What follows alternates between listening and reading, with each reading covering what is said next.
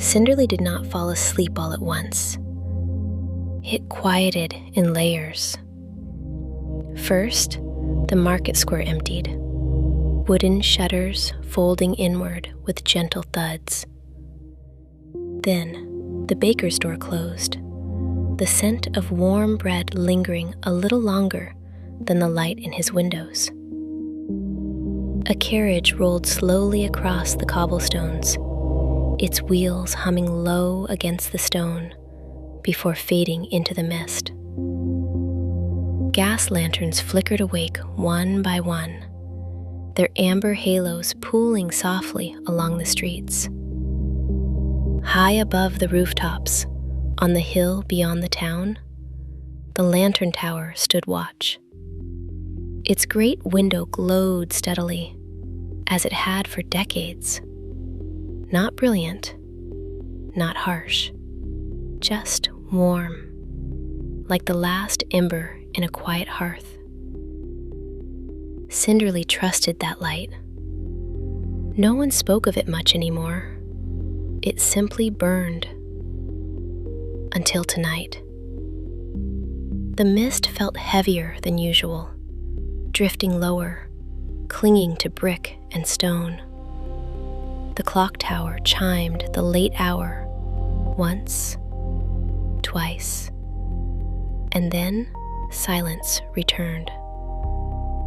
High above, the lantern's glow trembled, only slightly, so slight that no shopkeeper, no carriage driver, no mother drawing her curtains would have noticed.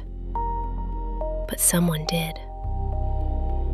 Elias Ashbourne stood at the foot of the hill, his hands resting quietly in the pockets of his long coat. His eyes were lifted toward the tower. He often walked there in the evenings. He never quite explained why. The grass bent beneath his boots as he climbed slowly upward, the town shrinking into softer shapes below. Chimney smoke rose in thin ribbons. Windows dimmed one by one. The lantern flickered again. Elias stopped. A hollow sensation brushed through him. Not fear, not cold, but something quieter, as if a cord inside him had loosened without warning. He inhaled slowly. The light steadied, but it did not feel the same. He continued climbing. The wind near the tower was gentler, as though the hill itself held its breath. When Elias reached the stone base, he placed his palm against the cool wall. The warmth he expected was not there. Not gone, just faint. Above him, the amber glow shifted, thinning at the edges, stretching as though it were trying to hold itself together. Elias stepped back. For the briefest moment, the light fractured, not shattered, not broken, but separated, like threads loosening from woven cloth.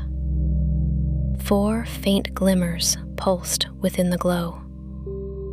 Then they vanished. The lantern returned to its steady burn, dimmer now. Something has slipped.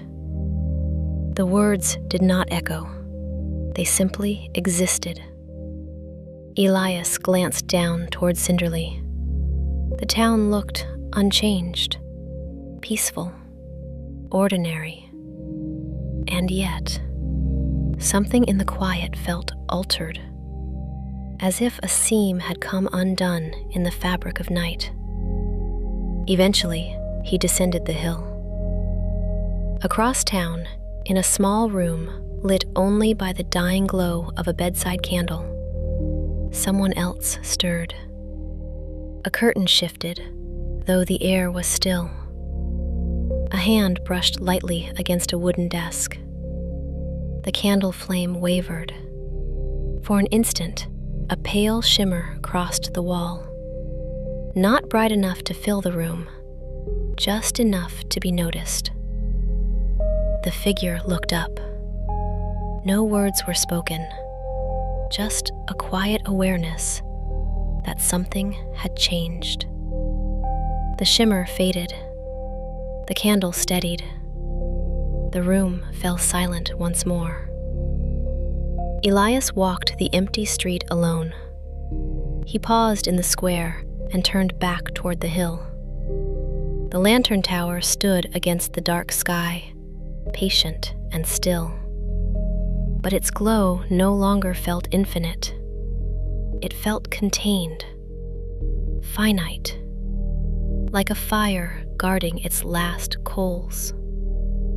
Elias pressed his palm lightly against his chest, and something inside him answered.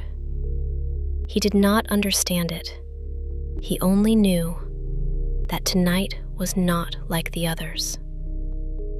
High above Cinderley, the lantern burned on, not as bright, but not yet gone.